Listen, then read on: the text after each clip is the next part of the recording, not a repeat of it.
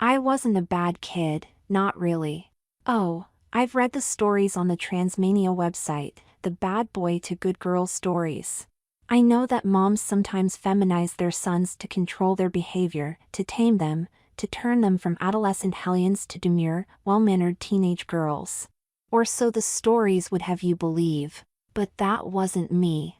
I was never unmanageable, never irredeemable, never, what was the word they used in the old days? Incorrigible.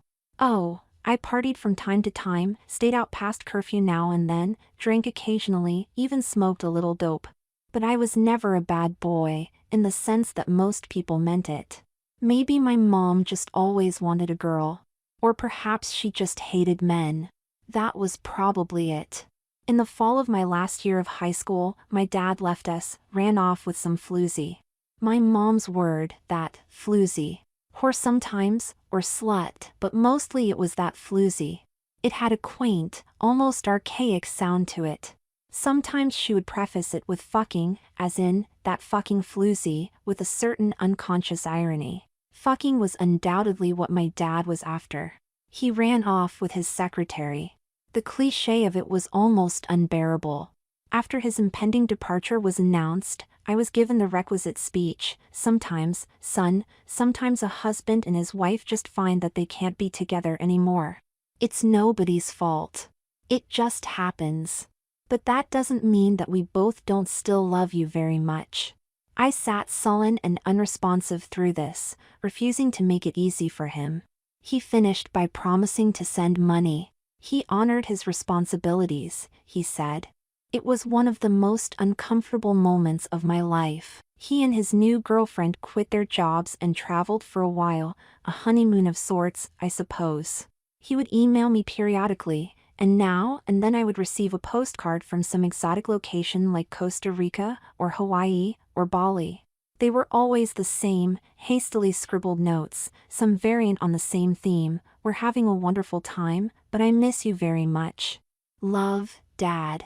In due course, they settled down in LA, the postcards stopped, and the emails became sporadic. He was always on the verge of making it big, it seemed. He was involved in making a movie, with a host of big-name producers I'd never heard of. He went halves on a franchise selling skincare products that were going to revolutionize the industry. He invested in some Silicon Valley startup that went bust. Eventually, the checks stopped coming. For a while, things were pretty bad. Mom spent a lot of time crying. I tried to console her, tried to do things that would please her and make her life a little easier, but she seldom seemed to notice, or if she did, it would be with such a detached air that I wondered if she really knew what was happening. The neighbors did their best to be friendly and supportive. After all, Mother was the wronged woman. They would bring over casseroles and banana bread, cluck their tongues and shake their heads sympathetically at her listless attempts at conversation. Eventually they stopped coming too. She began to spend a lot of time with her sister, my Aunt Cynthia.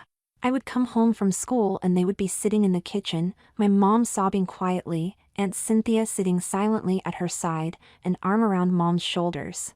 They were less than a year apart in age, but to look at them you would never know it. You would swear my mom was at least 10 years her senior.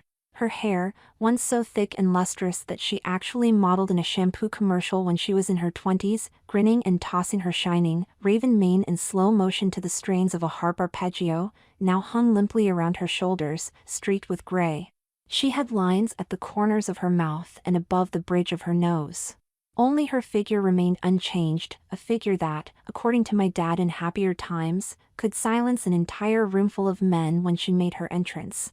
Cynthia, however, looked even younger than her 30-some-odd years.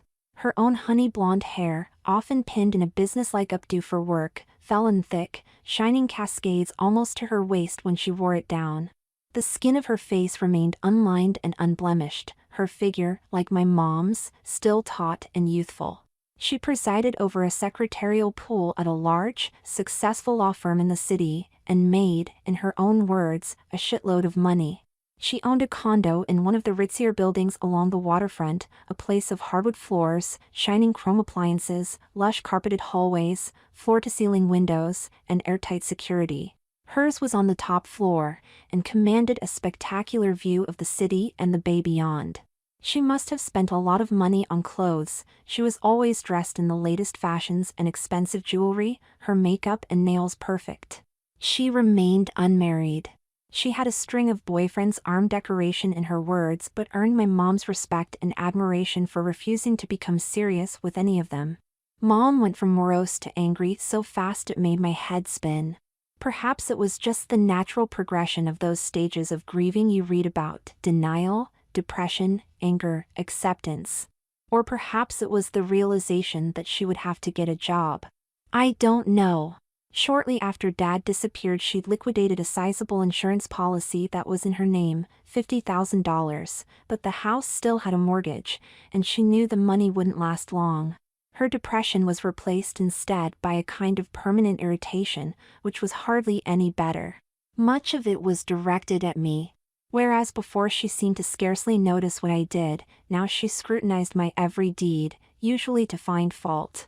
My grades weren't good enough, true. My room was always a mess, also true. I hung around with a bad crowd, true only in the most limited sense. I did a half-assed job on my chores, definitely not true. My grades did begin to slip. I couldn't help it. The upheaval caused by my dad's departure, my mom's depression turned anger, the uncertainty of what the future would hold, all joined forces to make me less than attentive in school. I knew it was my final year, that the grades counted, but it did no good. I began hanging around with my friends at the local mall after school, something my mom didn't fail to notice. I started smoking more pot, staying out later, drinking. This likewise did not go unnoticed by my mother, despite my efforts to conceal it from her. Once I flunked a math test pretty badly, and the teacher told me I had to get my mom to sign it. With my heart pounding, I presented the test, the F at the top blazing in red like the emblem of some rogue religion, to Mom. Her eyes blazed. "So," she began venomously, "I guess you want to dig ditches for the rest of your life. That's certainly where you're headed." It didn't matter that nobody dug ditches anymore. I suppose it's something she heard from her own parents, their way of expressing disapproval. I knew better than to argue the point, though. "No, Mom. I suppose want to be a bum, like your father. You're just like him, aren't you?" It was hardly a compliment. "God," she exploded, throwing up her hands in disgust. "God, I hate men. You're all alike, aren't you? A bunch of self-absorbed, selfish, deadbeat assholes." "Mom." "Don't mom me," she ranted. "God, why didn't I have a girl? Why did I have to have a boy? I have no idea how to raise you. I just don't know anymore. I just feel like giving up." She threw herself down into a kitchen chair and hung her head morosely, her face still crimson. "Mom, honest. I'll try to do better. I'm sorry." She looked up at me, her eyes red but tearless, and said nothing. One afternoon in the spring I came home and found a small baggie of grass sitting on the kitchen table. I knew instantly it was mine. I suppose I didn't hide it very well, or perhaps even left it in my jacket pocket by accident. And I also knew that the shit was about to hit the proverbial fan. Mom, on hearing me come in, roared into the kitchen like a Texas twister, picking up the bag of dope and waving it under my nose. "What's this?" she hissed. "What's this I find in your room?" "Marijuana." "Mom," I began. "Do you know what this stuff does to your brain?" Her voice raising, the storm about to break. "Mom, that's not true, that stuff you read. There's no evidence that occasional use is harmful." I should have known better than to argue, but once down that path, I was committed, and I figured I should just see it through, and besides, I just wanted to try it. "I've never done it before." "Don't you lie to me, mister," she shrieked. "I've smelled it on your clothes. How dare you? How dare you? You're just like your father. Dishonesty comes naturally to you, doesn't it? God. Men." She stormed on for over an hour. She threatened to call the cops. In the end, I was grounded for a month. Then things got really bad. The atmosphere in the house was positively glacial.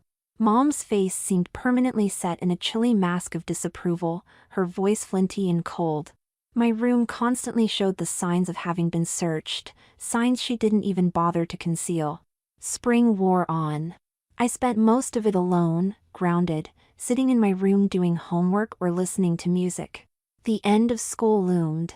The graduation dance would be the weekend following the end of my grounding month, so I figured there would be no harm in asking someone. I even the naivete. Thought I could win some approval from Mom by showing that I could be mature and involved in school social life. I should have known better. Mom, I began hesitantly over dinner, I'm taking Janet Weiss to the grad dance. I got no further. You most certainly are not, she snapped. I'll not have you thinking that for the price of a corsage and a few dances you can drive her off to some sleazy makeout spot and get in her panties with a clear conscience. Not on my watch, mister. What? I couldn't believe me ears. You heard me. But it's the grad dance. Everyone is going. And I don't want to get in her panties, honest, I just thought. Well, you can just unthink, she fumed, and that's final. We argued, but it was pointless. With tears of rage and humiliation in my eyes, and Mom standing over me, I phoned my date to inform her that we would not be going to the dance, after all. With Cynthia's help, Mom landed a job.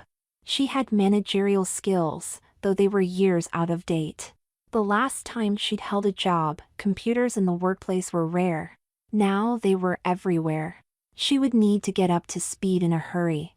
The office where she worked was in the same complex as Cynthia's legal firm in an adjacent building. Mom came home that first evening, tired but in a good mood for the first time in months. Her job, she said, looked manageable, all she had to do was upgrade her computer skills. And the money wasn't bad at all, she added. I think Cynthia should find you a job too, she went on. God knows we could use the money, and I'll certainly not tolerate you lazing around here all summer long, doing nothing, getting into trouble. You'll have to start earning your keep, mister. Mom. No arguments. Just what have you done about school next fall, anyway? Well, I began. I'd been dreading this conversation. Well, I thought I would take a year off, like Sally did. Sally being our next-door neighbor's daughter, a couple of years older than me. She'd taken off to Europe for a year, working and traveling, then returned to enter university. I really don't know exactly what I want to do, so I was thinking that if I took a little time to think about it, maybe get a job, or travel. I see, said Mom, so, you want to be a bum, like your father. Well, I think not. If you're not going back to school in the fall, you're going to get a job. I'll talk to Cynthia and see if she can arrange something for you. At least you'll get some marketable skills. God knows you'll need them if you don't have a degree. Mom. I protested, I'm not talking about not going back to school at all, just taking a little time off. Be that as it may, God, I hated that expression. She always used it when she was lecturing me. Be that as it may, I'll be talking to Cynthia tomorrow, and we'll see about getting you some employment in her office. I hear she's looking for someone. Mom. I don't want to hear an argument, she snapped, the decision is made. She and Cynthia continued to spend time together. About 3 times a week they would come home from work together, and I would return from school to find them sitting together, chatting and drinking coffee. Mom seemed much less unhappy these days. Sometimes, at least when Cynthia was around, she seemed positively cheerful. She seemed to reserve her irritation almost exclusively for me. A couple of days after the summer job discussion, as I entered the front door on returning from one of my last days at school, I was greeted by the sound of them giggling away in the kitchen. When they heard me, they shushed each other, but continued to giggle quietly. When I entered the kitchen, I noticed an open bottle of wine between them, much depleted. With laughter still trickling from their faces, they looked at me, their eyes shining with some secret knowledge, and I knew somehow that they'd been talking about me. I'll never forget that look in their eyes, as they sat there, grinning. Just you wait, that look seemed to say, just you wait. Cynthia stayed quite late, and I would periodically hear them whispering conspiratorially together as I sat in my room studying for my exams, but whenever I came into the kitchen to get a drink or something to eat, they would stop talking and just watch me, that secret look still shining in their eyes. It creeped me out. The following day, Mom informed me that Cynthia had a summer job for me, and I would be starting immediately after the end of school. "You mean, I don't even get a week's vacation?" I said, pained. "No way, mister," she retorted, "we can't afford it. And besides, I'll not have you lazing about here, sleeping till all hours while I have to get up early and go to work. Cynthia's doing you a favor, she's got a good job for you, with decent pay, so you'd better be appreciative. And you'd better remember to thank her next time she's over." "Yes, Mom," I muttered, thoroughly depressed at the idea of working in an office for the summer, and without even a small vacation to unwind from school. The last day of school came and went. That Saturday night I went to a party at a friend's place, and came home pretty plastered. Thank God Mom had gone to bed already, but as it turned out, most of my friends were dispersing for the summer, some to jobs, others to cottages or on family trips, and I realized that I would very likely be pretty bored with time on my hands anyway. Perhaps having a job, not to mention some disposable income, wouldn't be all that bad after all. The following Monday, I woke early. Or, more accurately, Mom woke me early, my first day at the office. I stumbled into the bathroom to take a piss and wash up, and heard Mom bustling about in the kitchen, then in her bedroom, then, it seemed, in mine. I headed to the kitchen in my dressing gown to wolf down some toast and a couple of cups of coffee, then back into the bathroom for a quick shower. "Wash your hair," Mom called through the door. "I am," I yelled back, somewhat irritated. My hair at the time was quite long, tending towards a kind of neo-hippie style, parted in the middle, straight, and falling well past my shoulders. Interestingly, there'd been no talk of cutting it for my new job. I lathered it, rinsed, and then ran some conditioner through it, as it tended towards dryness. I climbed out and dried off, then looked in the mirror, fingering my chin. No need to shave, I thought to myself. My wispy beard, such as it was, barely needed scraping more than once a week. Late bloomer, that's me. I suppose I should point out, since it's relevant to the events to come, that I've always tended to look rather androgynous, which my long hair did little to alleviate. Although I'm about average height for my age, I've generally been somewhat underweight, and slight of frame. Willowy is an adjective that's been used more than once, and usually not in a complimentary way. Also, I've always had a rather boyish face, delicate features, my mom says, and to my humiliation I've occasionally been asked for ID at R-rated movies, the legal age for which in our state is 14, a full 3 years less than my age at the time. On the compensatory side, one benefit of looking cute in that way was that I had a number of girls interested in me, which was flattering, in its way. However, they were generally the type that still swooned over pre-adolescent boy bands, and that type didn't interest me much. Oh, I'd been on a few dates, nothing serious, but I'd yet to have anyone approaching a steady girlfriend. But, back to my story. When I emerged from the bathroom, drying my hair with a towel, and returned to my bedroom, I discovered that Mom had laid some clothes out for me on my bed. A white shirt, black pants, socks, black loafers. None of it was familiar. I put on some underwear, then began dressing. The socks were quite thin, stretchy, and came up almost to my knees. "Oh well," I shrugged, "at least they're comfortable." As I put on the shirt, I noticed immediately that something was different about it. First of all, it was a much softer, silkier fabric than I was used to. Second, although it had a collar, it didn't button up all the way to the neck, rather, the top button was just a little above mid-chest, creating a kind of plunging V-neckline. Also, the sleeves were wider than any of my other shirts, and gathered at the cuffs. And, what's this? The buttons were on the wrong side. Odd. I put on the pants and tucked in the shirt, and when I looked at myself in my full-length mirror, I could tell that something was amiss, but couldn't immediately put my finger on what it was. The pants were high-waisted, pleated, wider-legged than I was used to, with a narrow black leather belt, and made of the same sort of silky fabric as the shirt. Together with the loose, rather blousy shirt I was wearing coupled with my long hair falling around my shoulders, the cumulative effect was, well, rather effeminate, I thought. Certainly not masculine, anyway. "Mom," I called. "What is it?" she asked, from her bedroom. How was I to put this? "Mom, I don't think I like these new clothes, they make me look kind of." "How dare you?" She suddenly appeared in my doorway, her face red. "How dare you? I spent good money on those clothes, so you could look respectable for your first day at work.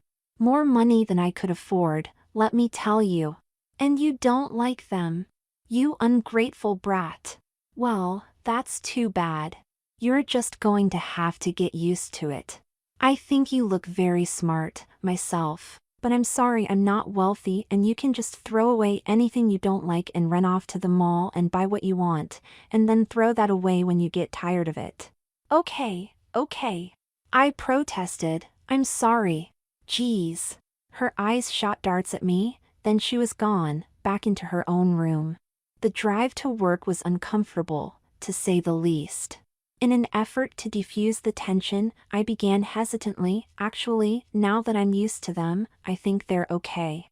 They're just a little different from what I'm used to, that's all." She looked over at me, slightly mollified. I fingered the fabric of the shirt. It had a silky smooth, almost slinky, texture. "They're actually nice and soft," I said, "quite comfortable, really." "What are they made of?" "It's natural rayon," my mom said. "It breathes, and it drapes beautifully. I thought you might like it because of its comfort." "I do," I said with all of the enthusiasm I could muster. "They are really comfortable." "Which you want if you're going to be in them all day long?" I added, smiling. Her gaze flickered to me suspiciously, but I looked back at her earnestly, and she eventually allowed herself a small smile. "Good," she replied. "I bought several outfits for you to wear over the next few days. At some point, though, we're going to have to go shopping. It's a law firm, after all, and they do like their employees to look smart." I met Cynthia in her office, where she explained my job to me. As I suspected, it was mostly clerk/secretarial work. The firm did not dedicate clerks and secretaries to individual lawyers. Instead, they employed a pool of about 10, who shared the workload evenly. All the work funneled through Cynthia, who would then distribute it to whomever she deemed appropriate to the task. After giving me a brief summary of my duties, she took me to meet the rest of my co-workers in the secretarial pool. It looked as if I would be the only guy in an office otherwise comprised entirely of women. There was Janice, in her late 30s and the oldest in the office.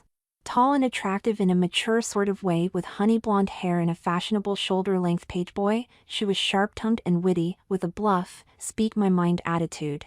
She was the de facto den mother to all the other girls, and Cynthia's second in command. Then there was Jill, young, East Indian, with dark good looks, gorgeous deep almond-shaped eyes and waist-length raven hair. She typically wore ethnic-inspired clothing, or a mixture of traditional and contemporary items, a gold nostril stud, and sumptuous jewelry, long ornate earrings and armloads of bangles. There was Sonia, with a model's looks and body. She actually had done some modeling before joining the firm, with thick blonde hair and a spectacular figure. She always dressed in the height of fashion, expensive-looking dresses and suits, always impeccably made up, with long, polished nails. Debbie, slightly plumper than current trends would dictate, but with masses of beautiful blonde curls, she had a ready smile and an eternally sweet disposition. Simone, with smooth milk chocolate skin and a short afro, the silkiest voice you've ever heard, she almost always wore bold, African-inspired jewelry and striking batik print fabrics. Maria was an intern, like me. She was in her early 20s, Latino, with a passing resemblance to Jennifer Lopez, but painfully shy, in an endearing sort of way. Then there was Shayla. She was my age, or perhaps a year older, very pretty, with long, brunette hair almost always in a ponytail, a dazzling smile and effervescent personality. She was to be my buddy. She would stick with me for the first couple of weeks, show me the ropes, answer all my questions, and generally help me get acclimatized to my new job.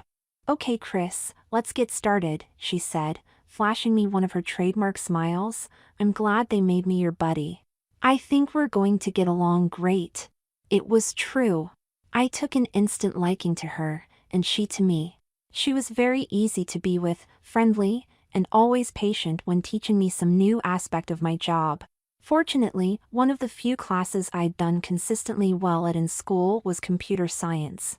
It seemed to come naturally to me, and as much of the work I was expected to do involved computers, I began to feel at home fairly quickly, and the stress I had been feeling, wondering if I would be able to do the job effectively, began to evaporate.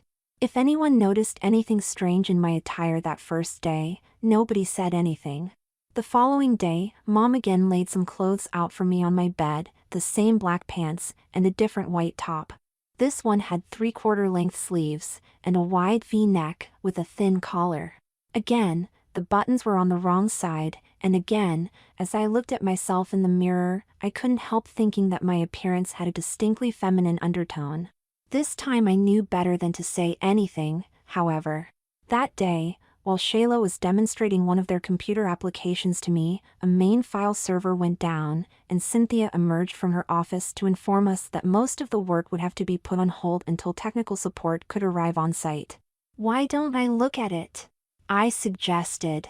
"Well, I don't know," replied Cynthia doubtfully. "Don't worry, I won't mess with anything I'm not sure of," I said. "I just want to see if it's something simple. If it is, I'll fix it, and if it's something I can't handle, we'll get tech support over here. Either way, we haven't lost anything, and just maybe I can get us back up and running in a hurry." Cynthia was skeptical, but after quizzing me for a while on exactly what I intended to do, she reluctantly gave me the admin password, and I logged into the server and began poking around. As it turned out, one of the database tables had become corrupted, so I just rebuilt the table and restored the data from the previous night's backup tape. Mission accomplished, and in under 10 minutes, too.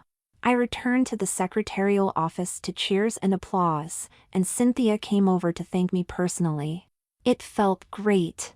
The following day, I helped Janice recover an Excel spreadsheet that she'd lost, and my reputation as a computer whiz was cemented.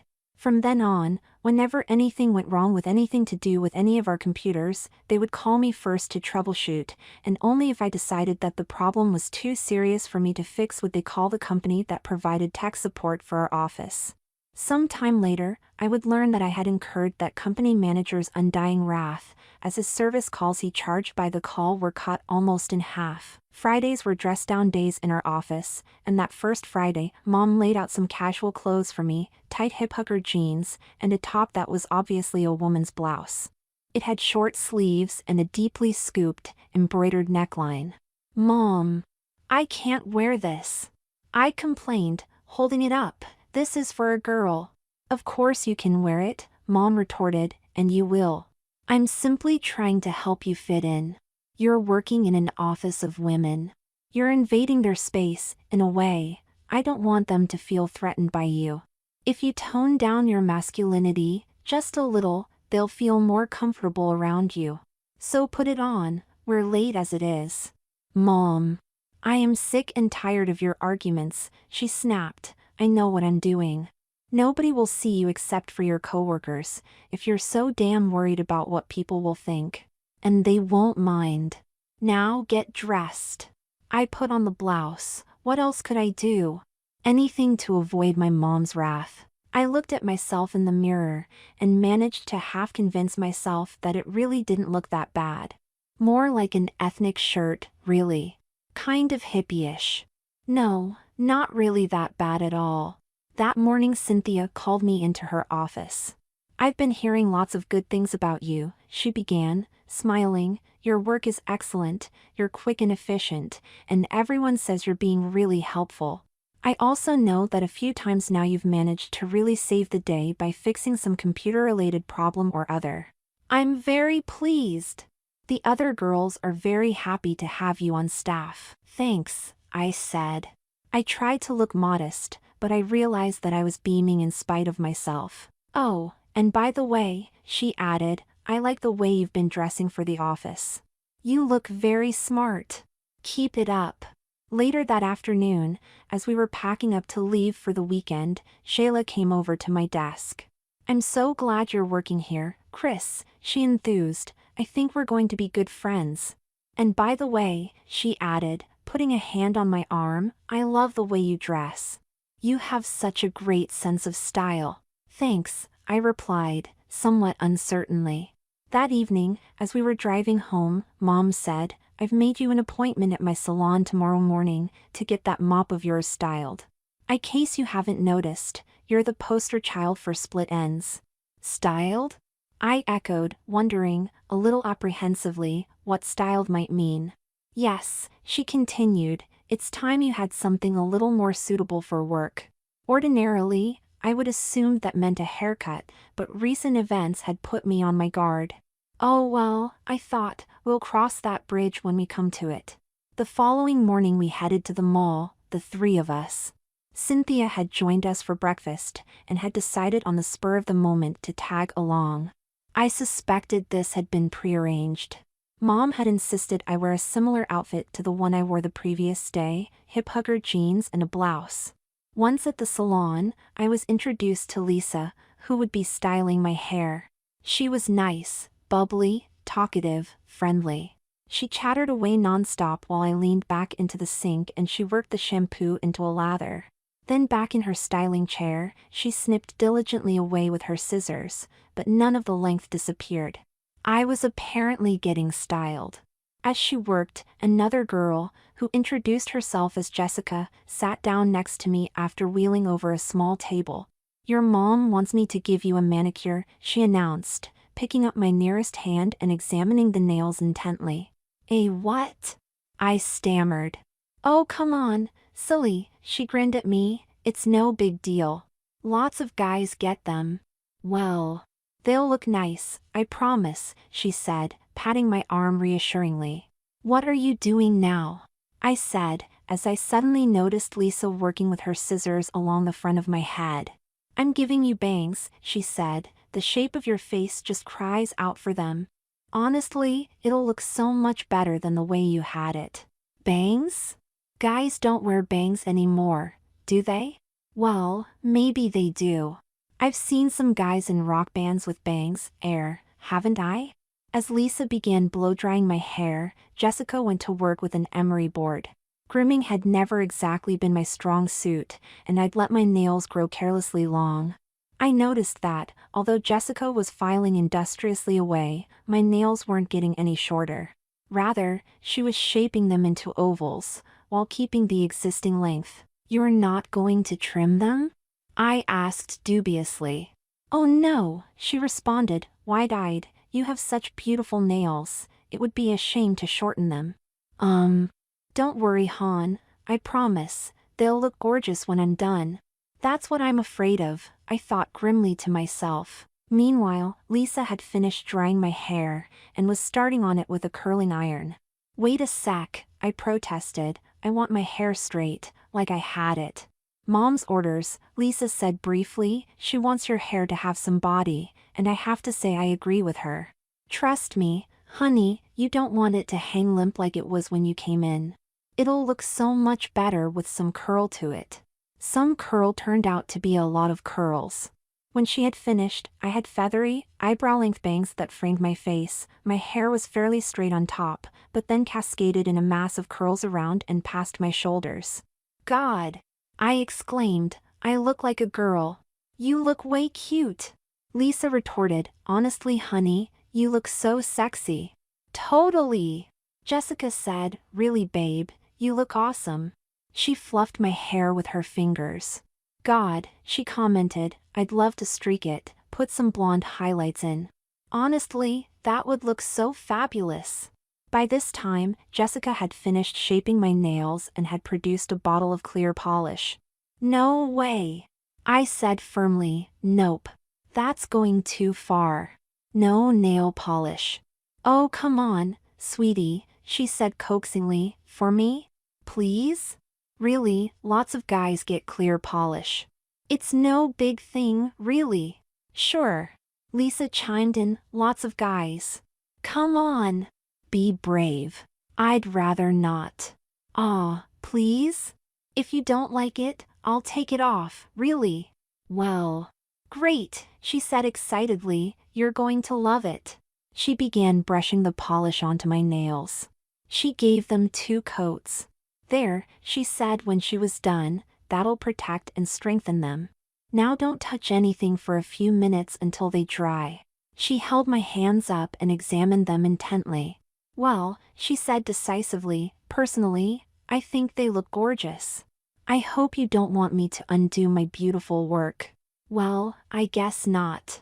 Oh, one final thing, Lisa said, Mom's orders, too. She brushed something onto my eyebrows, then began pulling out hairs with tweezers. What are you doing?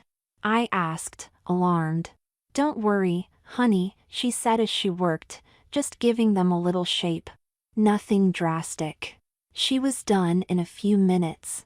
When I looked in the mirror, I hardly recognized myself. My brows were shaped into thin, graceful arches, my face framed by masses of thick, lustrous curls. Holy shit. I don't know, I said, rather distressed. My God, I looked so different. Mom and Cynthia came in just then. Oh my. It's just lovely. Mom said when she saw me, it's just what I wanted. Oh, Chris. You look great. Cynthia enthused, just fabulous. Lisa, you did such a terrific job. Thanks, she said, smiling. I think he turned out beautifully. Let's see your nails, Mom said. Oh right, my nails. I'd forgotten about them. I held out my hands, displaying 10 glittering nails, shaped into slim, tapered ovals that ended about 1/4 of an inch past my fingertips. They were great-looking nails all right, for a girl. Mom, these look way too feminine, I protested. Nonsense, she scoffed. What do you think? She turned to Jessica.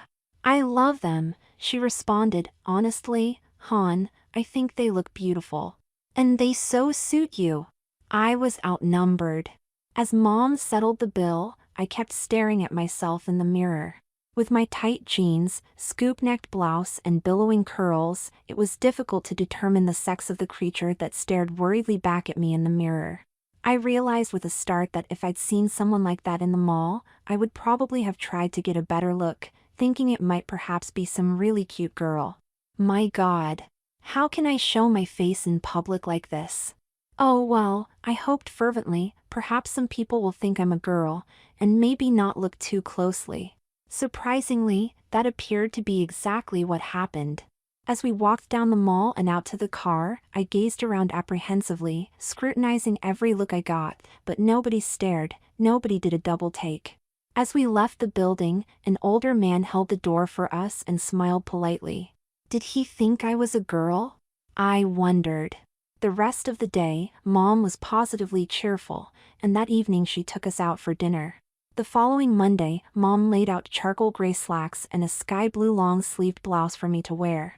The sleeves belled out at the wrists, and there was subtle embroidery around the neckline in the same color as the fabric. I didn't say anything. At the office, Shayla came over to my desk to greet me, and said, "That's such a great top." I love it. Thanks, I said, as a sudden suspicion came over me. Nobody's telling you to say that, are they? What? She said, as a seemingly genuine expression of puzzlement came over her face. Nothing. Telling me? What do you mean? Never mind. Really. I received a couple of other compliments that morning, as well. I began to feel less self-conscious. Shayla and I got into the habit of spending our coffee breaks and lunch together, and gradually we became friends.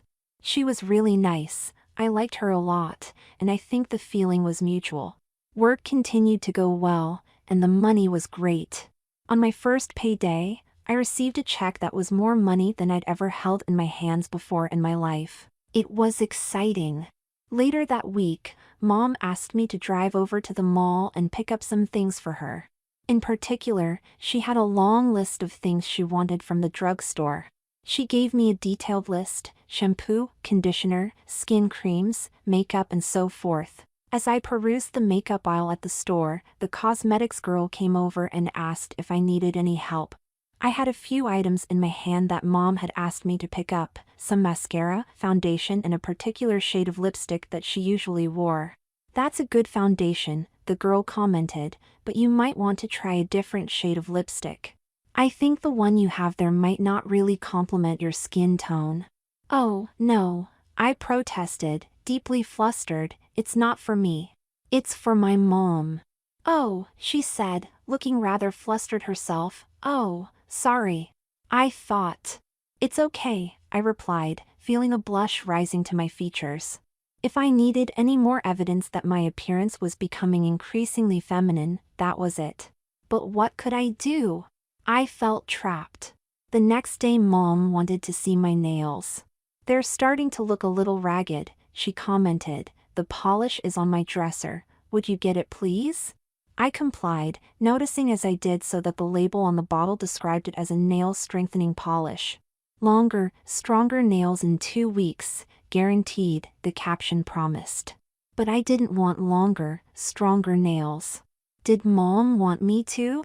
At this point, it was starting to seem likely. I handed her the polish, and she went to work on my nails, shaping them with an emery board, pushing back the cuticles, and finishing with 2 coats. "Now, be sure not to touch anything until it dries," she cautioned. As I stared at the 10 glittering tips of my fingers, I resigned myself to the likelihood that Mom would probably insist I wear clear polish from now on. The rest of the week passed uneventfully. I began to look forward to going to work, and truth be told, I started to feel a little better about the outfits Mom choosing for me. Almost every day, someone had something nice to say about what I was wearing. Shayla and I became friends, everyone seemed to really like me, and went out of their way to make me feel at home.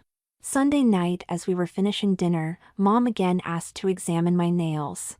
"They're getting chipped," she announced. "Go to my dresser and get the polish remover and the clear polish." I found the nail polish remover, but the bottle of clear polish was almost empty. When I informed Mom, her eyes flashed pure anger. "I told you to get some more at the drugstore," she snapped. She sighed in exasperation, then got up and went into her bedroom. I heard her rummaging around, then she returned a few minutes later with another bottle in her hand. "Well, there's definitely no more," she announced. "We'll just have to use this." She shook the bottle a few times, then placed it on the table between us. It was a vivid, frosted strawberry pink. "Mom," I wailed, incredulous, "I can't wear that to work. Everyone will laugh at me." "It's your own fault," she stated, fixing me with an angry stare. "You should have remembered to buy more when I asked you to. You're not going to work with ugly, dirty nails, and that's final. Now hold out your hands." My nails were hardly dirty and, under Mom's care, far from ugly, but by now I had learned to be wary of her anger when she was in one of these moods. Hesitantly, I placed my hands on the table between us. As she brushed the polish on my nails, I reflected that, while I could clearly remember the other items on the long list of things she'd asked me to buy at the drugstore, I couldn't remember nail polish being among them. And the more I thought about it, the more I was sure that the last time she'd done my nails, there was still almost half a bottle of the clear polish left. What's going on? I wondered. She finished my nails, 2 coats again, which I decided was probably standard. By now, they'd grown to more than a 1/4 inch or so past my fingertips, and were still shaped into feminine ovals. They did look nice, I thought. Nice, that is, for a girl. How the hell was I going to hide them for an entire day at work? The following day, Mom had once again laid out clothes for me to wear to work. White sleeveless blouse, black dress slacks, the usual black loafers. I dressed, brushed my curly locks, and presented myself for her inspection. She looked me up and down. "Let me see your nails," she demanded. I held them out. "Okay," she said, "they look very nice. I don't know why you're complaining. The girls at work will probably love them." She looked at me speculatively. "Just a minute." She disappeared into her bedroom, returning a few moments later. "If you're going to have bare arms, you should have something to wear to dress them up," she announced, producing her silver Tiffany bracelet. She clipped it on my right wrist. I quailed, but at the look in her eye I swallowed the complaint I was about to utter. Throughout the drive to the office I worriedly pondered the day ahead, wondering how Shayla and the others would react to my frosted pink nails and my distinctly feminine bracelet. I could hardly keep them concealed for the entire day, I thought anxiously. The possibility of secretly removing the bracelet didn't even occur to me. If Mom found out, she'd probably have gone ballistic. I suppose, in retrospect, I need hardly have worried. As I settled in at my desk, Shayla appeared and put her arm around my shoulder, giving it a quick squeeze. "Hi, buddy," she exclaimed brightly. "How was your weekend?" "Okay, I guess," I mumbled. I was holding my hands underneath the desk. "Just okay, I guess," she said. "Hon, we have to get you out some weekend, and show you some real fun." I smiled wanly. "Anyway, Cynthia wants me to show you something new this morning, so log in, if you haven't already, and we'll get started." Well, there was no putting it off. I sighed inwardly, and put my fingers to my keyboard. Oddly, she didn't say anything right away. She walked me through the use of the citation database that the firm maintained and showed me how to do complex searches, and to select references and insert them into the briefs I was working on. The time passed quickly and I began to relax. "Finally," she said, "well, you seem to have picked that up pretty fast." As usual, she finished with a laugh, "So I'll leave you to it, but if you have any questions, just ask." I thought that was it, but as she stood she leaned over and whispered in my ear, "By the way, I just love your nails. They're gorgeous. You should wear polish more often, that shade totally suits you. And a Tiffany bracelet, too. I'm so jealous." Then she was gone, back to her own cubicle. Well, I thought to myself, that wasn't too bad. At coffee break Janice came over to my desk. "Hey Chris. How's it going? Want some coffee?" She plumped herself down next to me. "Let's see those nails of yours. Shayla says you're wearing some really pretty polish." Resignedly, I held out my hands for her inspection. "God, your nails are gorgeous. I wish mine could look like that naturally. I have to wear acrylics or they break faster than a bad gambler's bank account. Great bracelet, too, by the way. Tiffany's so sexy, don't you think?" I mumbled something that might have been agreement, then when she waved her coffee cup inquiringly, I nodded. As sometimes happens on breaks, the girls clustered together in the clear space near my cubicle, chatting and drinking coffee. Oh well, I thought, might as well get it over with. It's the uncertainty that's the worst. I stood up and joined the group and, when I was sure several of them were looking in my direction, raised my cup to my lips, displaying my nails. "Oh," one of them exclaimed, "Shayla mentioned you were wearing nail polish today." The others turned to look in my direction, and in moments I had a cluster of them around me, oohing and eyeing over my nails and my bracelet. They all seemed impressed, and no one seemed to think it was at all unusual for the only guy in the office to be sporting frosted pink nails and unmistakably feminine jewelry. The rest of the day passed uneventfully, and the following day I regarded the prospect of appearing at the office wearing nail polish with somewhat less trepidation. But Mom and Cynthia had more in mind. That morning I was wearing black slacks, sleeveless white blouse, a short-sleeved tailored black blazer and my usual black loafers. As we were getting ready to leave, I heard the doorbell, followed a few moments later by Cynthia's voice.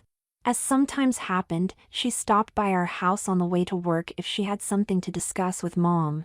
As I emerged and presented myself for my mom's daily inspection, Cynthia, glanced at my hands and commented, "I heard you were wearing some nice polish." "Very pretty." She looked at me musingly, then said to Mom, "Hey Liz, don't you have some lipstick that matches that polish?" "I do," Mom responded as I looked at her, stricken. Oh God, I thought, panicked, not lipstick. She rummaged in her purse for a few moments, then said, "Wait a minute," and disappeared into her bedroom, emerging a moment later clutching her makeup bag. She pawed through it for a few seconds, then said, "Here it is." "Mom, please," I begged, "please don't make me wear lipstick." "Oh God, here we go again," she exploded, her anger still on a hair trigger. "Apparently, listen to me, mister. You'll wear what I say you'll wear. Cynthia has suggested you wear lipstick to work, so she must think it's a good idea. Therefore you will wear lipstick, is that clear? Yes, ma'am, I muttered, staring at my feet. Now, open your mouth a little, please. She opened the lipstick.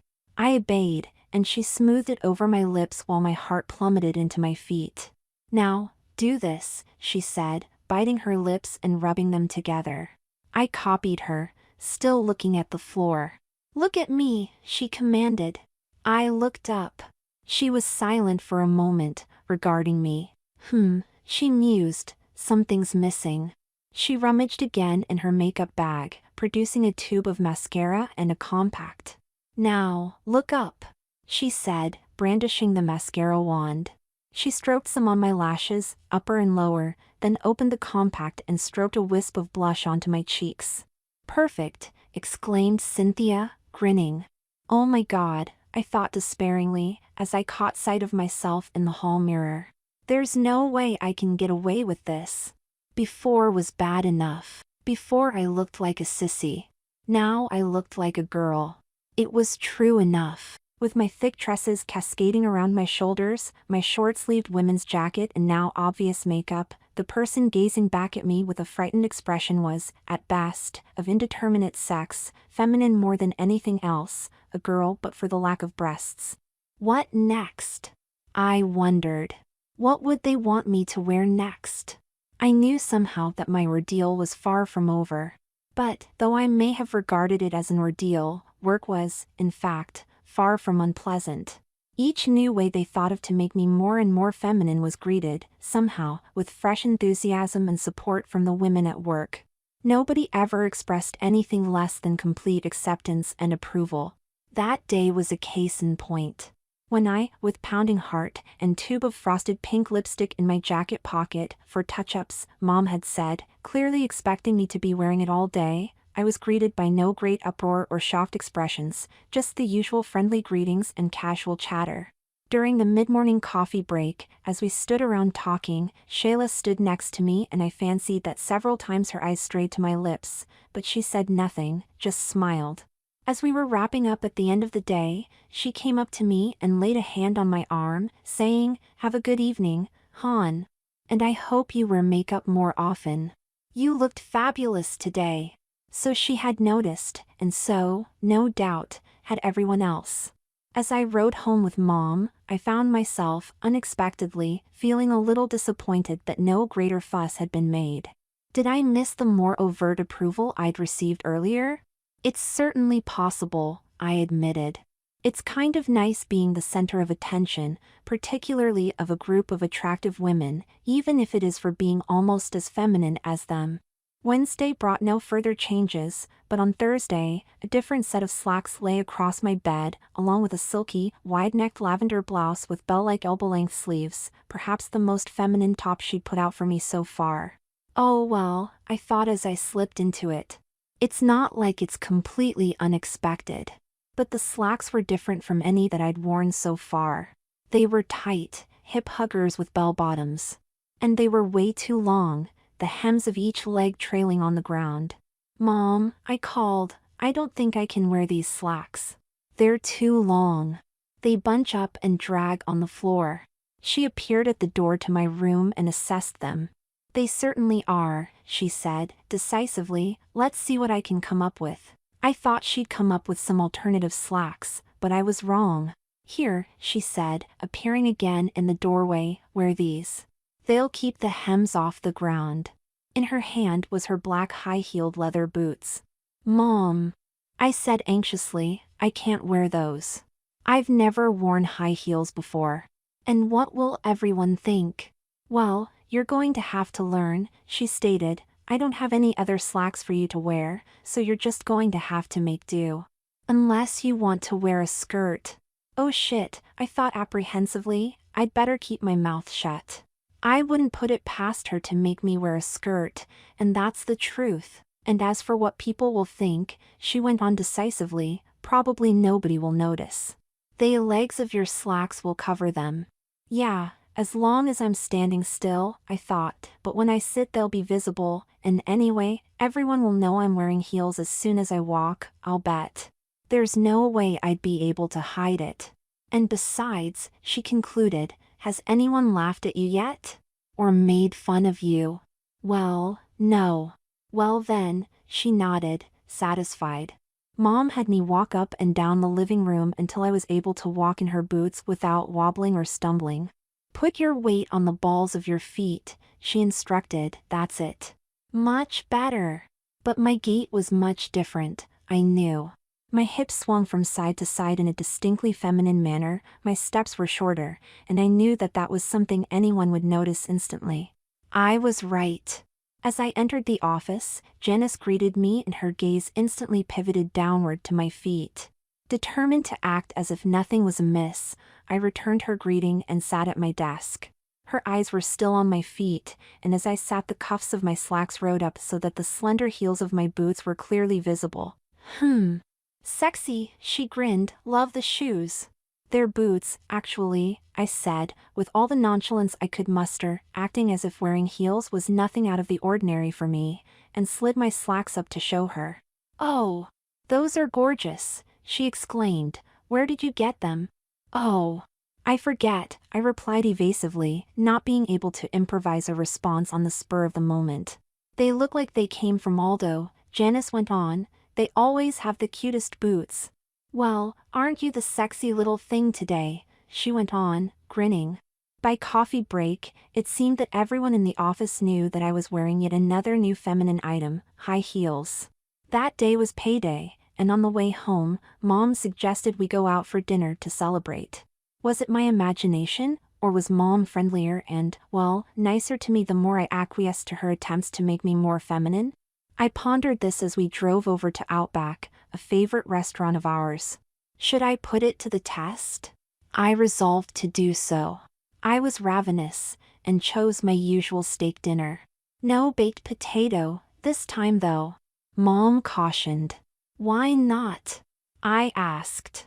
I'd been looking forward to one, smothered in butter, sour cream, bacon bits, the whole 9 yards.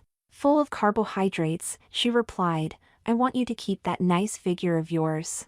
You've been looking so nice lately, in those figure-flattering slacks and blouses. I don't want you to put on weight. Okay, I replied easily, and she broke into an affectionate smile. That's my G. That's my Chris, she said warmly. She reached over and fingered one of my earlobes. A year or so earlier, in a fit of rebellion shortly before Dad had left, I'd gotten my ears pierced, the proverbial shit had hit the fan then, and had worn tiny silver hoops in them ever since. With my new do, cascades of curls falling around my face and shoulders, they were all but hidden. I think we ought to get you some new earrings, she mused, you can't even see the ones you're wearing anymore. Test opportunity number 1, I thought. Sure.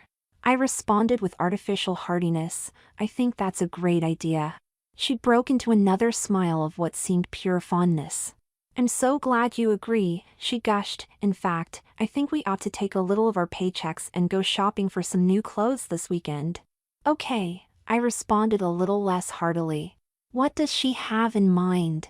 I wondered, thinking that I might have to do a little pre-shopping intelligence work. What new levels of femininity did she have planned for me now? There was something else, too, I was concerned about. Up to that time, I'd only ever been to work and back, and to the restaurant, in my feminine attire. I thought it unlikely in the extreme she would consent to my accompanying her to the mall in my usual boy clothes. More likely she would come up with something that would carry my femininity to new heights. I was right. Saturday morning she laid out a pair of tight hip-hugger jeans that I'd never seen before, Cynthia's, her high-heel boots, and a powder blue baby t-shirt that left my belly exposed. The night before she'd redone my nails in a dusky frosted pink, and I fully expected her to insist I wear lipstick to match, and probably other makeup as well. Oh well, I thought, hopefully most people at the mall will just think I'm a girl. I was right, and wrong. I was right that Mom expected me to wear makeup, but wrong in thinking that I could hide behind the comforting fiction of pretending to be a girl. On the contrary, as we shopped, Mom missed no opportunity, when talking to sales staff, to make it clear I was male. Our first stop was La Moda, a hip new woman's clothing store. "He needs some work clothes," Mom announced to the saleslady who approached us, "some tops, a jacket or two, and some dress slacks." "Certainly," she responded, not batting an eye, "these racks over here are our business attire. We have some lovely suits, in addition to some very smart tailored blazers, slacks and blouses. Is there anything in particular you were looking for?" Mom had me try on several tops. First, she selected a white linen short-sleeved blouse with a deeply scooped neck trimmed with lace, a pale blue sheer off-the-shoulder top that could scarcely be called business attire for dress-down Fridays, she explained, some baby tees, a tank top, several blazers, and a couple of pantsuits. "That one looks very smart on him," commented the saleslady as I emerged wearing a navy blue suit with tailored jacket and matching slacks. I had on a sleeveless white blouse underneath, which showed just a touch of lace at the apex of the blazer's deeply V'd neckline. "It would look lovely with a nice necklace and earrings, I think," my mom remarked, and I felt myself blush. We left with a jacket, 2 pantsuits, and 7 or 8 tops of various styles, all quite feminine. Our next stop was the shoe store. Mom selected a midnight blue pump with tall, slender heels off a rack and examined it as a pretty young saleswoman approached. "We're looking for some shoes suitable for business wear," Mom told her, holding up the pump for him. "Do you have this in an 8.5?" The next 20 minutes or so were embarrassing, to say the least. The woman, no doubt in exchange for some amusing stories to tell her coworkers after we left, exuded helpfulness, suggesting styles for me to try on, asking my opinion on heel heights and shapes, and generally getting into the swing of things. We purchased the navy pumps, some strappy black sandals, a pair of slingbacks, and some tall black leather boots, all with high heels. A jewelry store was next. The salesgirl, only a year or 2 older than me, was someone I thought with a pang of alarm I recognized from school. Whether or not she recognized me, she didn't let on. If the shoe store was embarrassing, our visit to the jewelry and accessories store was an exercise in humiliation. The girl could barely contain her amusement as Mom held various earrings up to my ears, and necklaces up to my neck, and solicited the girl's opinion on each. "Those are very in style right now," she commented, as Mom selected some dangly chandelier-style earrings. "All the girls are wearing them." "Maybe they're not right for work," my mom replied. "But they'd be perfect for going out," the girl maintained. "They'd be perfect to wear for a date." And her lips would tighten as she suppressed a smile. "Well," Mom countered, "I'm not sure he'll be dating anytime soon, but they would be nice to wear out to dinner sometime. Now, how about these sets over here?" "Oh yes," the girl responded brightly, "this is our career girl line. They'd be perfect to wear with a suit, for example. And of course," she went on, gesturing toward another display, "pearls never go out of style. Now this will look smart with your new navy pantsuit." Mom smiled as she held a pearl necklace up to my throat. "Do you have any matching earrings?" The girl showed us a pair of pearl studs, and some larger silver earrings with pearl centers. "Now this necklace is adjustable," she said, holding one up. "He could wear it cocktail length, or shorten it and wear it as a choker." "Perfect," Mom responded. "Now, something a little more casual, perhaps." "Well, hoops are very popular at the moment," the girl said, indicating a large display of silver and gold earrings. "Lots of girls are wearing these." She pointed to some large silver hoops. We left with a half-dozen pairs of earrings, several necklaces, bracelets, a small but ornate rhinestone brooch, a couple of silk scarves, and a little cloth hat. "Please come back any time," the girl called after us. "My name's Mandy, and I'd be happy to help you again." Our final stop was the drugstore cosmetics counter. "Can I help you?" asked the cosmetics girl. She wasn't the same one who'd helped me before, but again I thought, as the blood drained from my face, that I recognized her from school. Mom was holding a compact up next to my face. "I'm trying to find a foundation that matches his skin tone," she said. "Certainly," the girl replied, smiling broadly at me. "Let's look over here at the CoverGirl line. I think they have something that will do nicely." At his age you want to go with something really sheer, since his skin is still beautifully smooth and clear. They selected some foundation and loose powder, while I stood awkwardly next to them, then they turned their attention to my makeup. With his beautiful blue eyes, she went on, something like this would look lovely. A smoky plum, with a tawny beige for highlighting under the brow line. Lipsticks were next, and nail polish. They selected several, showing each to me and asking my opinion, to which I would respond in a low mumble, "It's okay, I guess." They chose some eyeliner and blush, and finally Mom said, "He'll want his own makeup case, too, to carry it all in. Do you have anything that's pretty and feminine?" Later, at home, I decided to test my theory again. As we were putting all of my new things away, I turned to Mom and began, "Mom?" "Yes, hon? Thanks so much for taking me shopping today, and buying me all this stuff. I'm really looking forward to wearing some of my new clothes on Monday." She positively beamed. "Well, you're very welcome, honey," she exclaimed, throwing her arms around me and giving me a bone-crushing hug. "I'm so glad you like them. I'll be happy to help you choose your clothes and accessories, and makeup, if you like." Bingo. Monday morning, Mom wanted me to wear my new suit, but I demurred, opting instead for a short-sleeved white blouse, with charcoal gray slacks and matching vest, suggesting instead that I save the suit for Wednesday, when we would all be going out for lunch together to celebrate Sonia's birthday. As it promised to be a hot day, Mom agreed without a murmur of complaint. She selected my pair of black high-heeled slingbacks to wear with it, and my new large silver hoop earrings. The previous night, having decided that I would likely wear open-toed shoes at some point during the week, she'd insisted on polishing my toenails with a frosted polish the color of wine-sap apples, to match my nails. She did my makeup, commenting as she did so that I would have to learn to do it for myself sooner rather than later. At work, as I'd half expected, nobody commented on my attire, apart from an occasional compliment that I looked very nice today. It seemed that the periodic increments to the femininity of my look were becoming commonplace, and not worthy of excessive interest, which suited me just fine.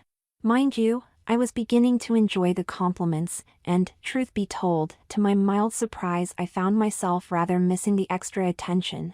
Tuesday passed without incident, and on Wednesday I presented myself for Mom's usual inspection wearing my new midnight blue pantsuit and white blouse, which showed just a touch of lace at the bottom of the jacket's neckline.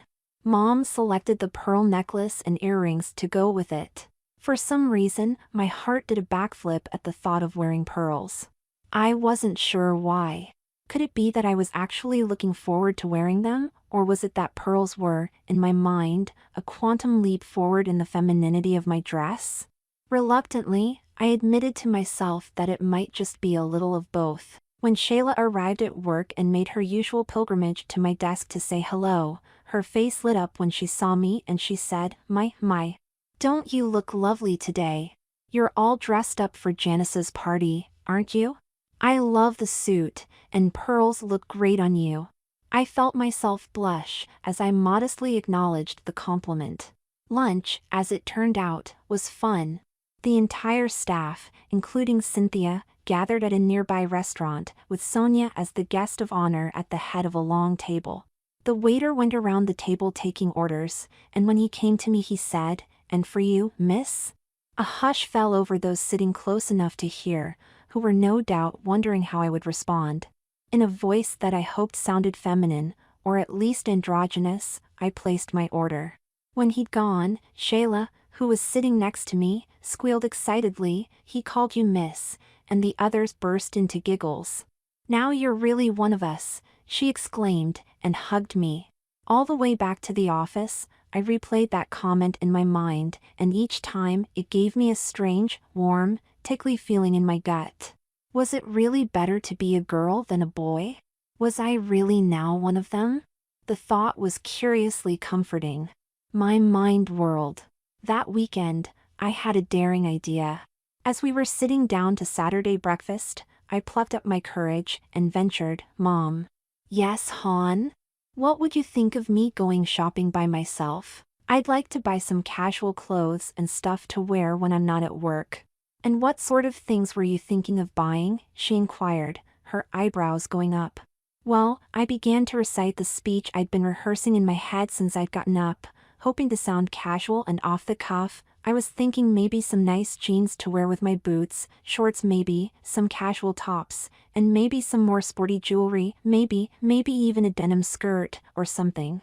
Mom's face, which had taken on a slightly suspicious countenance when I first raised the subject, brightened, and she smiled.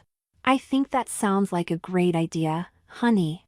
But are you sure you don't want me to come along and offer some advice? I really think I'd like to try shopping on my own, Mom. I think I could make good choices, honest." "Well, okay, why not? But I'll want to see your purchases before you wear them. I'd like to make sure they're appropriate." Reflecting uneasily on Mom's use of the word appropriate, I drove her car over to the mall. This time, I thought to myself, there'll be nobody to refer to me as he and him. With luck, I'll be able to pass myself off as a girl, a rather flat-chested girl, I thought ruefully, but at least a girl. That is, unless I run into some of the same sales staff. I'll bet they haven't forgotten me yet. How often, I thought, are they likely to see a mother dragging her son into the store to buy him women's clothes, high heels, makeup and jewelry? As I drove, I found myself thinking with some excitement about showing off my new casual clothes to Shayla, anticipating her enthusiastic reaction. It gave me a warm, fluttery feeling in my stomach. As luck would have it, the same girl was working the jewelry store, and she greeted me as I entered. "Hi again," she said brightly. "How are you enjoying the jewelry your mom picked out for you? Are you back for more?" "Yeah," I responded in a haughty tone, "but this time I'm choosing my own stuff." "Well, sweetie, feel free to look around, and if you need any help, just ask. I'd love to help you choose something pretty." She was obviously trying to get my goat, but I wasn't about to rise to the bait. "Thanks," I said airily, "I will." I browsed the displays for a while, and selected several pairs of earrings. "Those are on sale," she called to me. "If you buy 3, the 4th pair is free." "Good," I replied, "I'm sure I can find 4 pairs I like." I selected some silver hoops even larger than the ones Mom had bought for me, which I thought would look quite sexy, since I always loved hoops on other girls, and 3 pairs of long danglies, all in silver, which I had grown quite fond of. Then I perused the bracelets, selecting a cluster of silver bangles, and a charm bracelet with several tiny charms on it. Finally, I picked out a gorgeous silver and onyx necklace and matching earrings. The necklace had long strands of silver chain, strung with onyx beads, that dangled down over my throat. I thought it would look great with my black jacket, paired with one of my white, open-necked tops. Finally, almost as an afterthought, I chose a couple of attractive silver rings, a silver ankle bracelet, and 2 toe rings. The sales girl commented, as she rang up my purchases, "You have great taste. You're going to look positively yummy in these." And try as I might, I couldn't find a trace of irony in her voice. My next stop was Stitches, a hip young casual clothing store.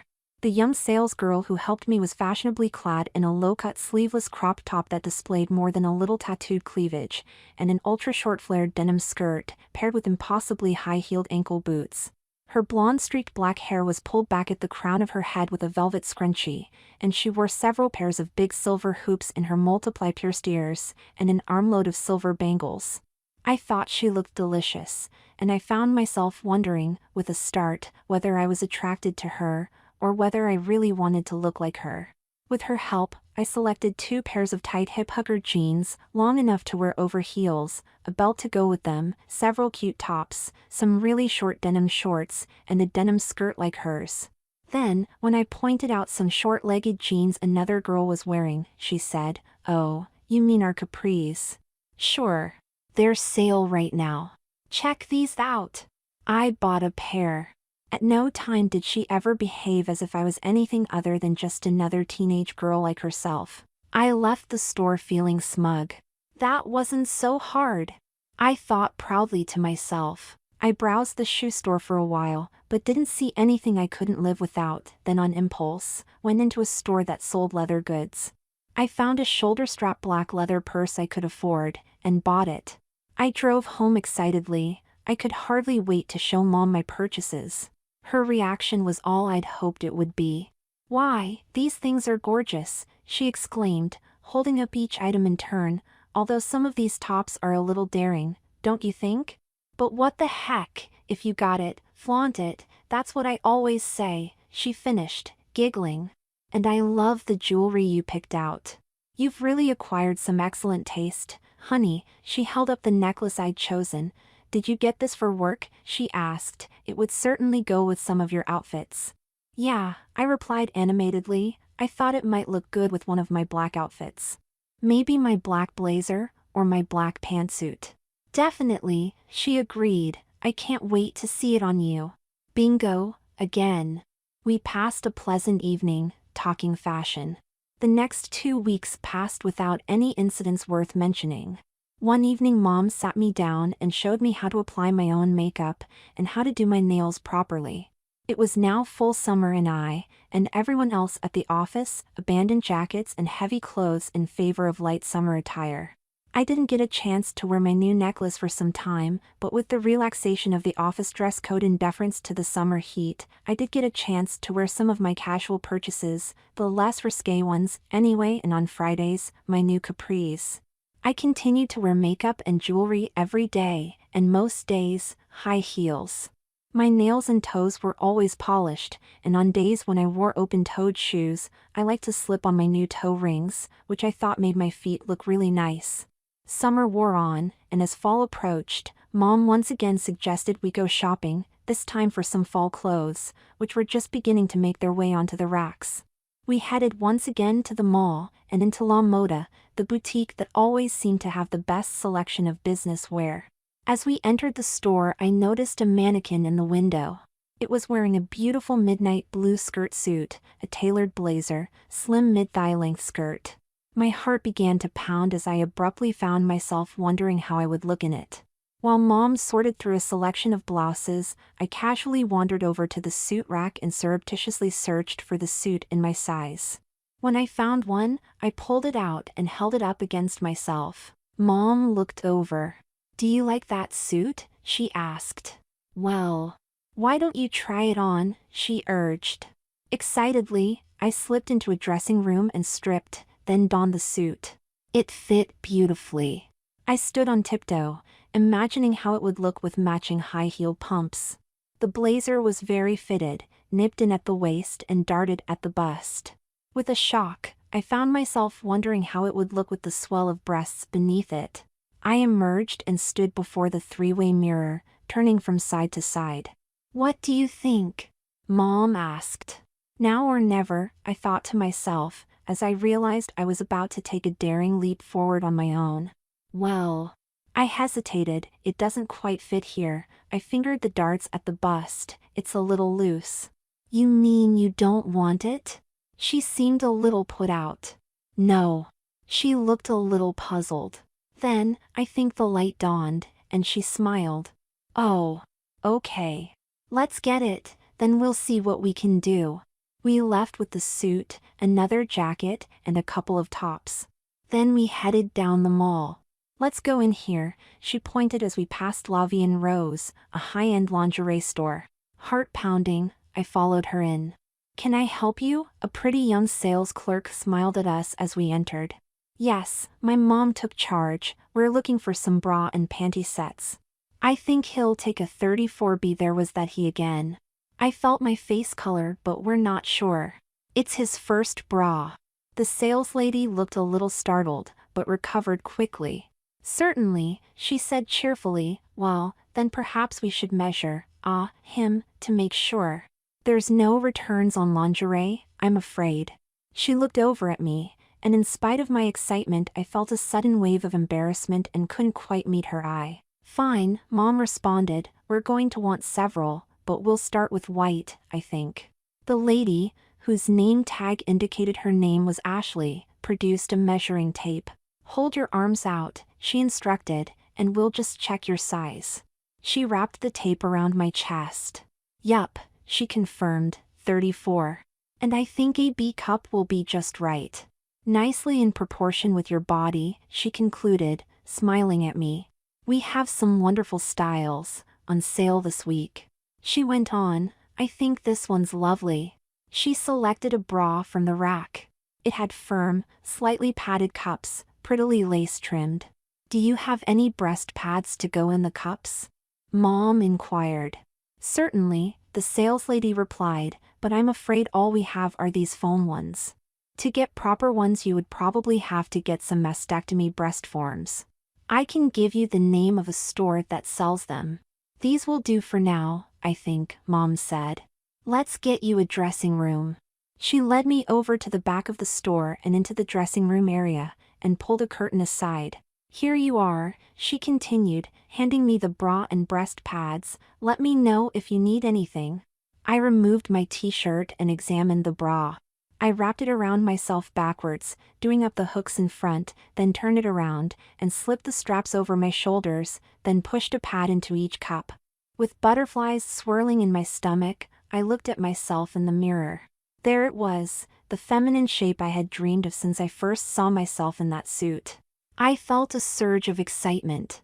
How are you doing? Came the voice of the saleslady. Does it fit all right? Let's have a look, I heard my mom say. Oh God, they want to see me, I thought. I slipped my baby tee back on and pulled the curtain aside. How does it feel? Asked the saleslady. Is it comfortable? Does it bind or pinch anywhere? No, I mumbled. It's okay, I guess. I think the cups are a good size, she went on. They look nicely proportioned. But, it's what you think that counts. Do you like it? I nodded, still unable to meet her gaze. Good, said my mom. Now, we'll want another white one, and a black one, I think. A beige one for wearing under shirt tops, and I think a midnight blue one to wear under your new suit. All with matching panties, of course. The saleslady busied herself pulling bras and panties off the racks and handing several to me. These are a slightly different style, she said. I think you should try them on as well, just to make sure. Now, is there anything else I can help you with while we're at it? I tried on the other bras. Mom insisted on seeing what they looked like without my t-shirt on. I blushed deeply as I stood before them, naked from the waist up except for a bra. Mom had me try on a slip as well. We headed to the cash register with half a dozen bra and panty sets, the slip, and 2 satin nighties, one in peach, the other in pale blue, trimmed with lace. He'll wear the bra he's got on, Mom said, and I felt a thrill of excitement that was an uneasy mixture of pleasure and embarrassment. God, I would be in public wearing a bra. Thanks for coming in, the saleslady said as she handed me the bag. Please come back any time. We'll be happy to help you out. The trip through the mall and out to the car was a blur. My heart pounded so hard I thought it would burst. No more hoping people would think I was a flat-chested girl. I thought excitedly. Now I'm anything but flat-chested. The thought of wearing a bra to work was both exciting and terrifying. How would people react?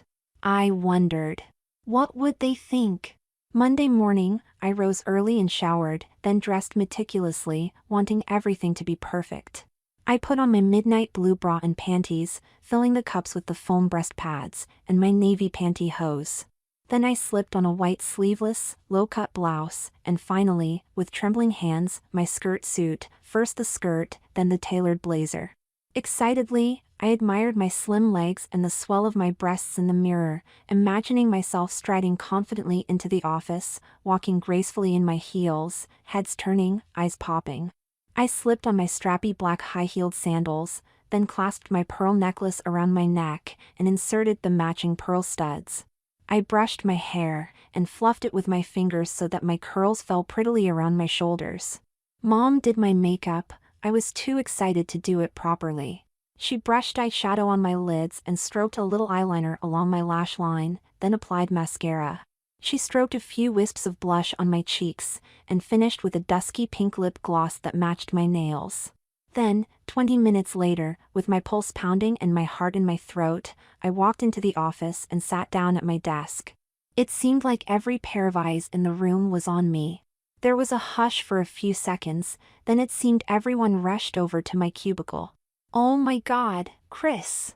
Shayla exclaimed, you look incredible. I love that suit. Janice gushed, I would just kill for those legs. You look so elegant, said Debbie. I'm so jealous. Did you notice? Shayla said as things quieted down. She's wearing a bra today. Oh honey, you look just gorgeous. I felt my heart leap into my mouth when I realized that she'd said she. My God, I thought, now I really am one of them. They think of me as a girl. The day passed in a blissful haze. I wore a bra every day that week, and the week after. I also made a quickie shopping trip that first evening and bought some more skirts and a floral print summer dress. Labor Day came and went, but the weather remained hot. I'd already decided that I would not be going to college that fall, but to stay on at work. The money was good, and I was having the time of my life. Everything seemed to be going well. Little did I know that my journey toward womanhood was about to take a quantum leap forward. One Saturday morning late in September, Cynthia paid us a visit. Mom answered the door, and Cynthia entered, then stepped aside to admit a tall, good-looking guy about my own age. This is Ken, she announced. My heart began to race. Oh hell. I was going to have to pretend to be a girl in front of this guy. Ken, this is Chris, she went on.